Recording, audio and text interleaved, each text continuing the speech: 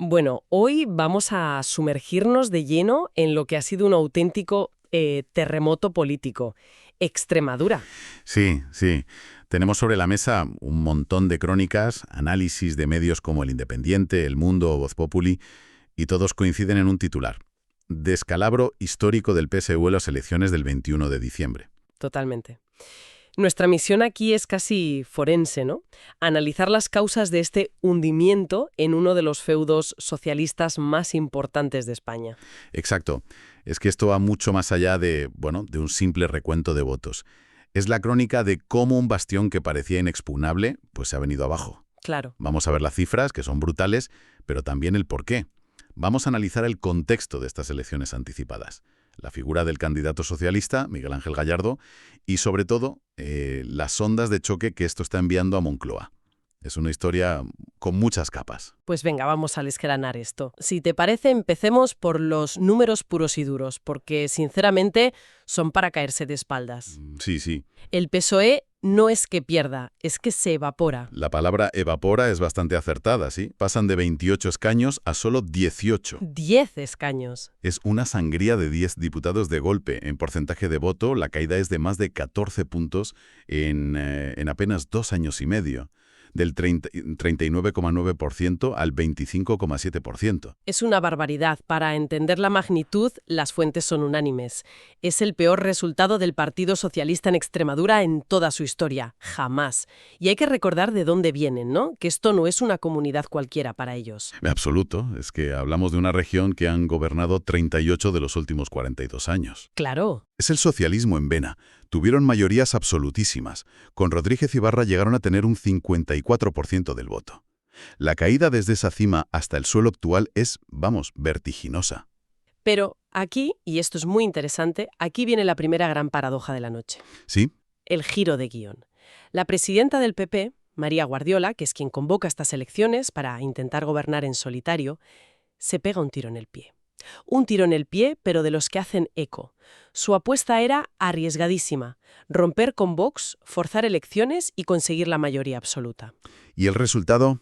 Pues, Sube un único escaño, de 28 a 29, y se queda 4 de la mayoría. La jugada le ha salido completamente al revés. y claro, si el PP no capitaliza esa caída masiva del PSOE, alguien tiene que hacerlo. ¿Quiénes son los grandes triunfadores? Pues aquí está la clave. El gran ganador, sin ninguna duda, es Vox. Que dobla. Pasan de 5 a 11 escaños. Más del doble.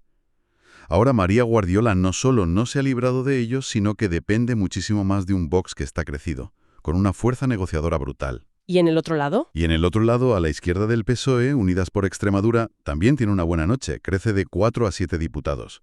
O sea, el Parlamento resultante está más polarizado y derechizado que nunca. Vale, un batacazo de estas dimensiones tiene que tener un epicentro, claro.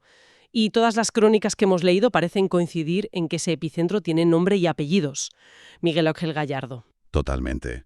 Es imposible entender esta derrota sin analizar al candidato. Se presentó a las elecciones con una mochila judicial que, bueno, pesaba 1 tonelada. Estaba procesado. Estaba, y está, procesado por un presunto caso de tráfico de influencias y prevaricación. El tema es la contratación del hermano de Pedro Sánchez en la Diputación de Badajoz. Sí. Y el juicio está fijado para mayo del año que viene. Concurrir a unas elecciones con esa sombra encima es un lastre tremendo.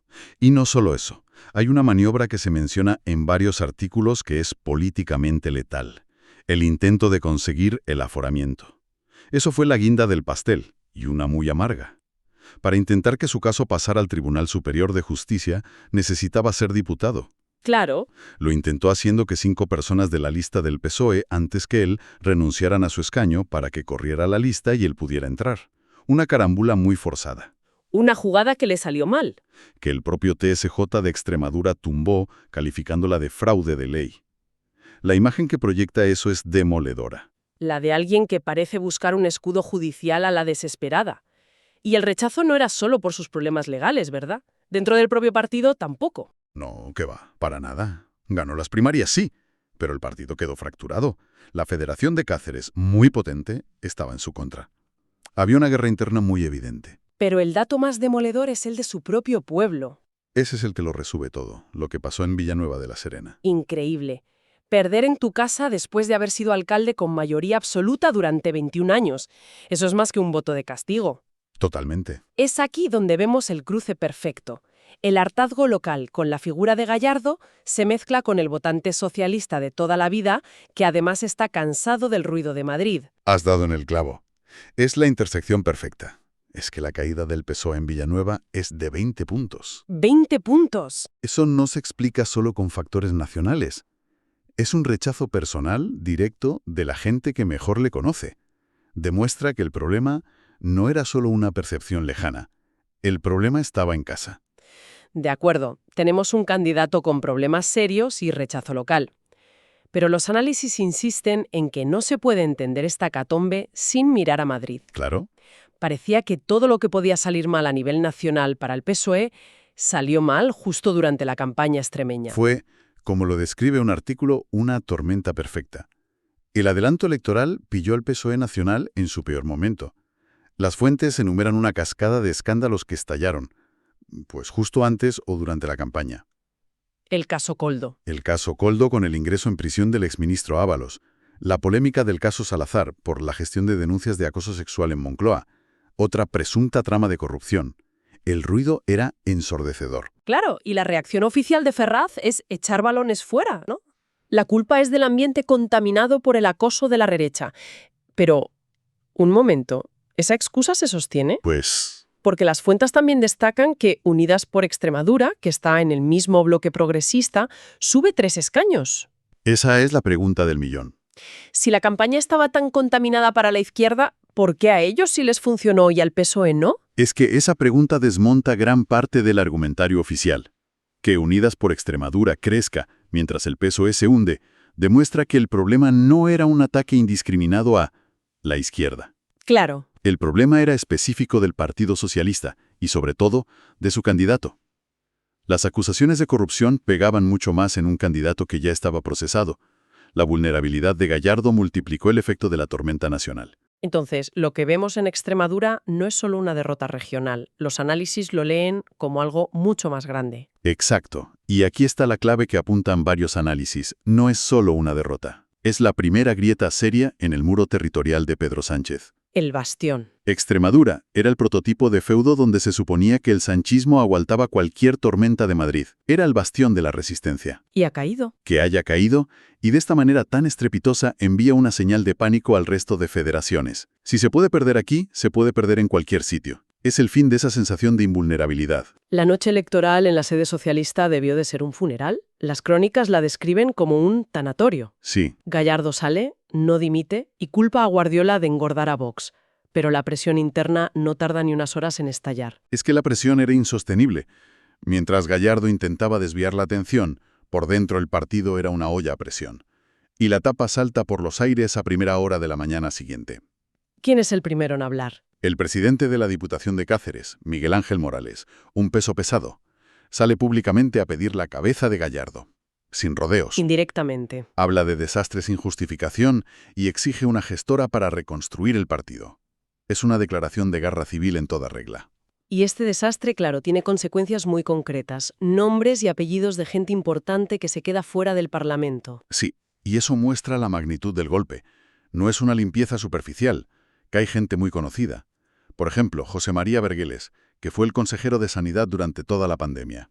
Uno de los rostros más populares del socialismo extremeño. Exacto. Y también se queda fuera Antonio Rodríguez Osuna, el alcalde de Mérida. Lo de Osuna es interesante, porque su nombre sonaba para otras cosas, ¿no? Sí, Osuna era visto por muchos como el plan B, el posible recambio de Gallardo si éste era condenado. Su inclusión en las listas se interpretó como una póliza de seguro, para tenerlo en el Parlamento listo para la sucesión. Y al final nada. Al final, esa póliza no ha servido para nada porque la debacle se lo ha llevado por delante a él también. Es un símbolo perfecto del fracaso estratégico total. Y mientras todo esto arde en Extremadura, en Madrid, a las 8:30 de la mañana siguiente, hay un movimiento de manual para desviar la atención. Pura política de primero de carrera. Pedro Sánchez comparece desde Moncloa. Para analizar el desastre extremeño, no. No. Para anunciar por sorpresa el relevo de su portavoz Pilar Alegría, todos los análisis lo interpretan igual. Es un cortafuegos de manual. Cambiar el foco. Que es una noticia nueva, de alcance nacional, que obliga a todos los medios a cambiar el foco. Es una jugada para opacar la catástrofe. para que el titular del día sea el cambio en el gobierno y no el hundimiento del PSOE en su granero de votos. Entonces, si intentamos atar todos los cabos, tenemos un resultado históricamente malo para el PSOE, provocado por la confluencia de un candidato muy débil y una tormenta perfecta de escándalos nacionales. Sí. Y, para colmo, la apuesta arriesgada del PP para librarse de Vox acaba fortaleciendo a su socio de ultraderecha. Un lío tremendo. Se ha convertido en un caso de estudio perfecto sobre cómo los factores locales y nacionales pueden entrelazarse y, retroalimentarse hasta provocar un terremoto. Claro. La gran pregunta que queda en el aire no es solo qué va a pasar ahora con el socialismo extremeño, que tiene por delante una reconstrucción durísima. La pregunta clave es si esto es un accidente aislado o el primer presagio de un cambio de ciclo mucho más profundo. Y para terminar, como siempre, esa idea final para que quien nos escucha siga dándole vueltas, ¿qué nos deja sobre la mesa? Pues hay un detalle en los análisis que es fascinante y a la vez inquietante. Señalan que parte del voto progresista que el PSOE no supo movilizar fue a parar a Unidas por Extremadura. Eso es lógico. Eso es lógico. Pero también se desliza la posibilidad de que una parte de ese voto de castigo, de esa frustración con el PSOE de toda la vida, haya recalado en Vox. Esquemas. Totalmente.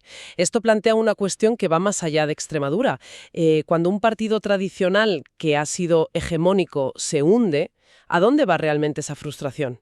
¿Puede el descontento de un votante tradicional de izquierdas alimentar a un partido en el extremo opuesto? La pregunta que queda flotando es, ¿el enfado es más fuerte que la ideología? Ahí lo dejamos.